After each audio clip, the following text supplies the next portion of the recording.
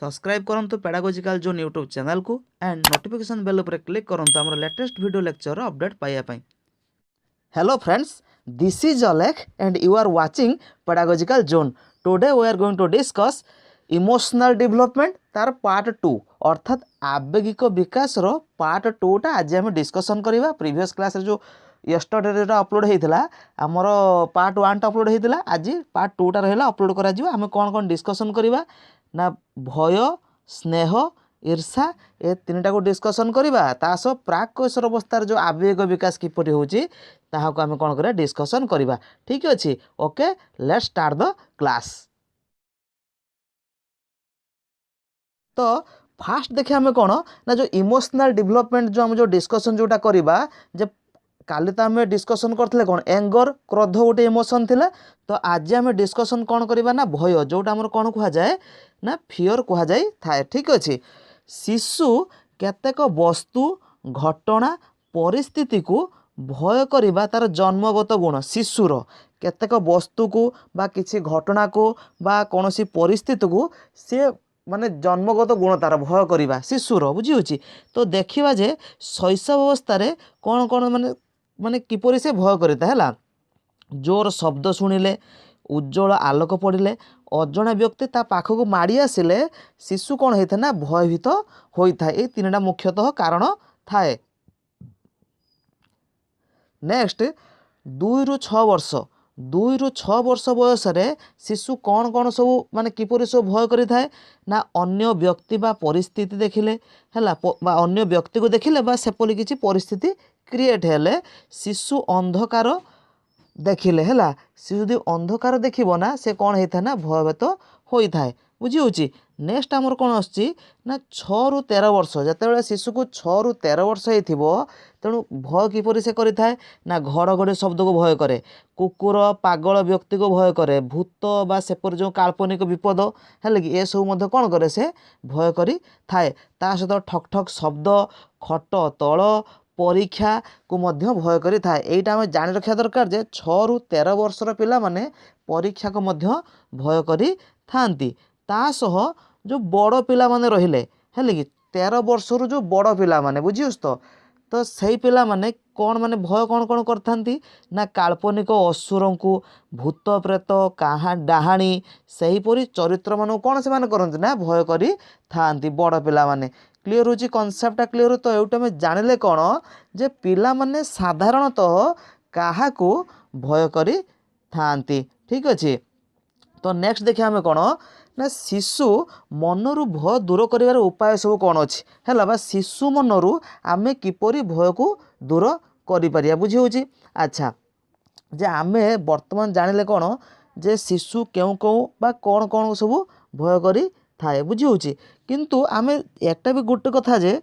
आमर जो बहुत भय जहाँ भी जो जिनस आम भय करती ना से सब मूल एक्चुअली लॉजिकल माने किसी रिजन न थाए नुहे कि बा जुक्तियुक्त कारण किसी न थाए। ये भय गुड़ाक मध्य भित्तिहीन होई थाए। तो सही सब से आम शिशु को एमती किसी करवा जे शिशु मनर जीपरि भय दूर हो पार। तो यार फास्ट आम कौन चेष्टा करवा ना पुनर्बार अभय प्रदान। पुनर्बार अभय प्रदान कौन ना जे शिशु मनरे जो सब कारण जो भय सृष्टि हेउछि हैला शिशु मनरे जो सब कारण जो भय सृष्टि होउछि बा जे आम रहिला कौन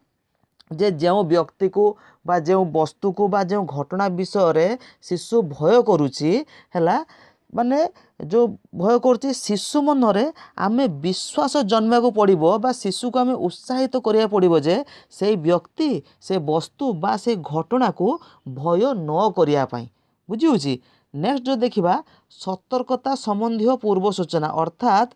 जे जो घटना बा जो वस्तु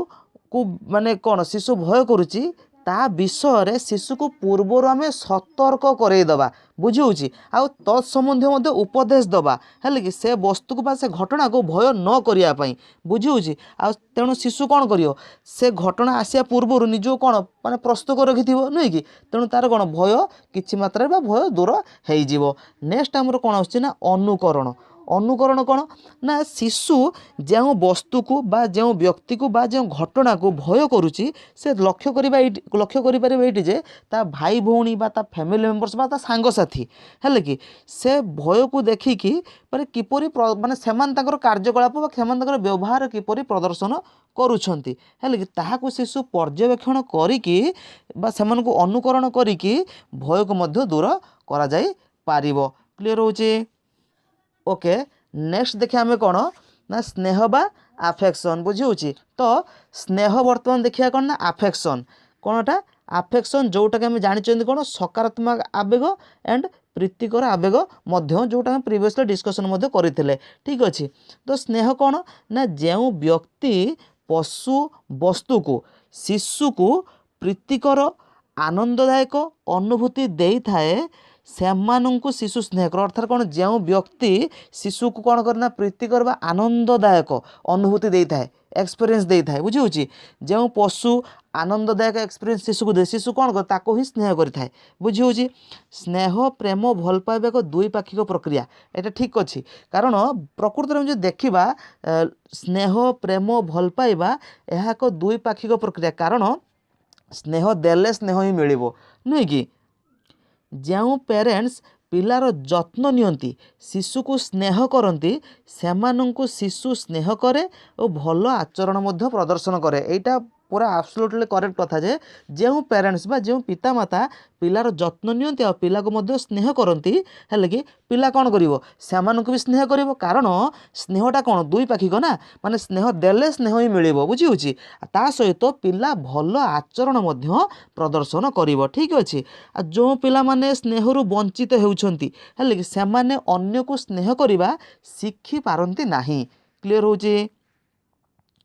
नेक्स्ट जदि आम देखा शिशु मानू स्नेहपूर्ण आचरण शिक्षा देवार उपाय कौन है कि शिशु माने किपरि शिखिपारे जे अन्य मानक आम किपरि स्नेह करवा बुझी किपरि ना प्रथम आसछि कौन पेरेंट्स एंड टीचर्स पिला मानू स्नेह भाव प्रदर्शन कले पिला माने मध्य अनुरूप स्नेह भाव देखाई था जेटा मु कहली है कि जे पेरेंट्स हुंतु एंड टीचर्स मध्य हुंतु पिला मानू जदि से स्नेह करेंगे ना है कि पिला माने मध्य अनुरूप भावे शिक्षकों को एंड पेरेंट्स को मध्य स्नेह करेंगे बुझी यहीटा आम लक्ष्य करवा जी देखी पारे भी जो टीचर्स मान कथा जो आम देखा ना है शिशु मैंने से टीचर मान सहित बेसी क्लोज जो मैंने से कौन से प्रति स्नेह भाव देखा था से प्रति दया भाव देखा था बुझी। तो सही टीचर मान प्रति पिला माने कौन ना बहुत क्लोज होई थांती बुझी। नेक्स्ट पॉइंट आसछि कौन स्नेह देले स्नेह मिले एटा रियल कथाटा जोटा आम स्नेह देले स्नेह ही पाइबा बुझी। नेक्स्ट शिशु जेपरी निज विषय अधिक चिंतामग्न न हबो है कि निज विषय अधिक चिंतामग्न न हबो सेथि प्रति एज ए टीचर जत्नशील हवा दरकार बुझी। कारण शिशु यदि चिंतामग्न हो गला तेणु से अन्य को स्नेह दे पारिबो ही नहीं बुझी। तेणु टीचर हिसाब से देखा पड़ो जे शिशु जेपरी निज प्रति अधिक चिंतामग्न न रहे। नेक्स्ट शिशु वयस्क लोक मान मिलामिशा कले तार सामाजिक संपर्क बढ़ी था यहाँ जानी जे शिशु जेते अन्य मान मिलामिशा सी जब कर तार सोशलाइजेशन टा कौन हम वृद्धि हम है कि वयस्क लोक मैंने अन्य मानू जेपरी स्नेह करती वयस्क लोक मैंने अन्य मानू जेपरी स्नेह करती शिशु से ताहा शिक्षा करी थाए कारण शिशु माने अनुकरण प्रिय ना है कि से अनुकरण बेसी करि थांती तेणु देखिबो जे वयस्क लोक मैंने किपरि अन्य मानू स्नेह दौरान तो शिशु से कौन हम धीरे धीरे शिखिपार जे मु अन्य मानू कौन देवी स्नेह दे पारि बुझी होची। नेक्स्ट जदि ईर्षा कथा देखा ये गोटे आवेग है ईर्षा जोटा आम कौन अप्रीतिकर आवेग आम जानी ईर्षा हूँ आम अप्रीतिकर आवेग नुहे कि क्रोध भय ईर्षा ये सब गुड़ा कौन अप्रीतिकर आवेग थिला ठीक अच्छे। तो ईर्षा मेन आसुची कौन पिला माने ईर्षा हुंती केतेबेले सेटा फास्ट कथा जे पेरेंट्स कर शिशु प्रति थिबा स्नेह श्रद्धा और आग्रहर अन्य के ही अंशीदार हेले हैला पेरेंट्स कर बा पिता माता जो पिला को से जो स्नेह दौरान श्रद्धा दौरान बा जो दौरान अन्य जदि क्या कहीं जदि अंशीदार होगा बुझी तो सही क्षेत्र में पिला कौन हम ना ईर्षा फिल कर बुझी होची। ता सहित टीचर टीचर कौन करती जदि कौन निर्दिष्ट किसी पिला है कि निर्दिष्ट पिला को ऑलवेज ताको ही क्वेश्चन पचारे तार मार्क ताको मार्क अधिक देवे तार खाता ही देखिए तेणु बा गोटे पिला को बा एकाधिक पिला हूँ तेणु जो मानक एसबू न हम है से कौन करेंगे ईर्षा अनुभव करेंगे नुहे कि। नेक्स्ट हूँ कौन शिशु जो व्यवहार आशा करुच्ची ताकू जदि से व्यवहार जदि अन्य पिला को दिहला बा शिशु जो वस्तु आशा करुच्ची से वस्तुटा जदि अन्य पिला को दिगला ताने शिशु कौन हम ईर्षा ऑटोमेटिक अनुभव करिवो। तो आमको देखा पड़ो कौन शिशु जेपरी ईर्षा न करे बुझे तो तापाई मध्य पदक्षेप नेबा आवश्यक बुझी होची। नेक्स्ट जितेबाला शिशु ईर्षा करे ना तार जो ईर्षान्वित अवस्थाटा है किपरि होता है सेटा आम लक्ष्य करवा कौन ना दुई प्रकार होता है गोटे हूँ आम प्रत्यक्ष प्रतिक्रिया देखा था सी आ गोटे परोक्ष प्रतिक्रिया देखा था है डायरेक्ट से कौन देखा था सीधा सड़क ना अन्य को मार है कि कामुड़ ठेलीदेव आंपुड़ गोईठा मार चिमुटी दब यही सबू माने पूरा प्रत्यक्ष प्रतिक्रिया है शिशु देखा थाए। परोक्ष प्रतिक्रिया शिशु कौन देखा थाए ना परोक्ष प्रतिक्रिया जो देखा बिछण परिस्रा कर नख कामुड़ फिंगा फिंगी कर चिरीदेवा कंधे भांग यही सब कम गुड़ाक शिशु ईर्षा होता है ईर्षा ईर्षा होकि ही करें आ सहित परोक्ष उपाय परोक्ष भाव में करें शिशु क्लीयर होची। तापर कनसेप्ट कौन आसुची ना शिशुर ईर्षा भाव दूर कर उपाय कौन अच्छी अर्थात शिशु जो ईर्षा करुचे ना से ईर्षाटा को आम किपर दूर करें कौन करवा प्रथम पॉइंट आसुची कौन इंपोर्टाट पॉइंट जे शिशु को अन्य सह बा अन्य पिला सह तुलना न करवा यहीटा गोटे बहुत इंपोर्टाट पॉइंट गोटे जे आम शिशु को तुलना करवानी कारण प्रत्येक पिलांकर है कि शिखिबार निजस्व शैली अच्छी है सब पिला तो सामान नुहे ना है कि तो सेमानकर निजस्व शिखिबार शैली अच्छी तेणु पिला प्रत्येक पिलांकर निजस्व टैलेंट ही अच्छी है टैलेंट अच्छी सहित निजस्व शिखिबार शैली अच्छी तेणु आम कौन करना शिशु को अन्य क्या सह तुलना करवा नहीं बुझी होची। द्वितीय पॉइंट कौन आसुची अन्य शिशु आगे अधिक प्रशंसा न करवा यहीटा गोटे इंपोर्टाट पॉइंट जे मनकर दुईटी शिशु अच्छा आम गोटे शिशु को आवश्यकता ठारू अधिक प्रशंसा करदे प्रशंसा करवा भल कथा कारण यहाँ गोटे मोटिवेशन मोटिवेशन चैप्टर मुझे कहबी है प्रशंसा करवा भल गुण किंतु आवश्यकता ठारू अधिक प्रशंसा करवा जोटा कले कौन हुए अन्य पिला कौन हम ना से ईर्षा अनुभव करिवो। नेक्स्ट हूँ आमर कौन शिशु प्रति निरपेक्ष मनोभाव पोषण करवा यहाँ इंपोर्टाट पॉइंट गोटे टीचर हिसाब से आम शिशु प्रति निरपेक्ष मनोभाव पोषण करवा उचित। आउ कौन हम ना शिशु को अन्य शिशु सम्मुखें अतिशय प्रश्रय देवा उचित नुहे बा अतिशय प्रश्रय देवा नहीं बुझी जदि यही सब पॉइंट को आम जदि माने देखा जदि तेने कौन हम ना शिशुर ईर्षा भाव कौन हम ना दूर हो पारिबो। क्लीयर हो कनसेप्टा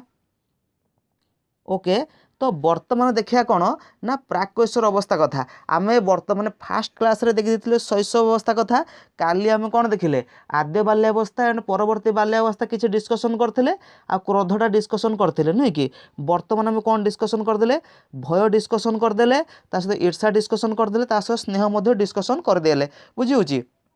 तो वर्तमान देखिए आम कौन ना प्राक्कैशोर अवस्था रे आवेगिक लक्षण है कौन सब थाए इमोशनल जो कैरेक्टरिस्टिक्स गुड़ा कौन कौन सब थाए आम जानते प्राक्कैशोर अवस्था आमर केते होउची केते वर्ष ना 11 रू रोचे केते वर्ष ना 13 वर्ष 11 केते वर्ष 13 वर्ष होची आमर कौन ना प्राक्कैशोर अवस्था 13 रू 14 वर्ष एमती रुहे कौन आमर ना प्राक्कैशोर अवस्था आमर रही था जोटा कि आमर कौन कह जाए ना जोटा आम ट्रांजिशनल पीरियड कह जाए थाए प्राक्कैशोर अवस्थाटा को बुझी होची। अच्छा कारण यही स्टेज रे कौन होता है पिला एडल्टहुड आड़ को गति करता है कारण एडोलसेंस स्टेज नुहे कि एडल्टहुड आड़ को पिला कौन करता है गति करी चली था बुझी होची। तेणु यही अवस्था में जाना दरकार जे 13 रू जो 11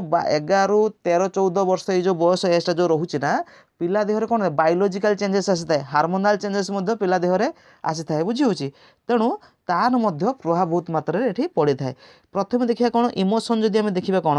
ना शिशुर कौन होता है ना मनुआ भाव रुषिबा हठात रागिजा टिके टिके कथार कांदी पकेबा यही सब लक्षण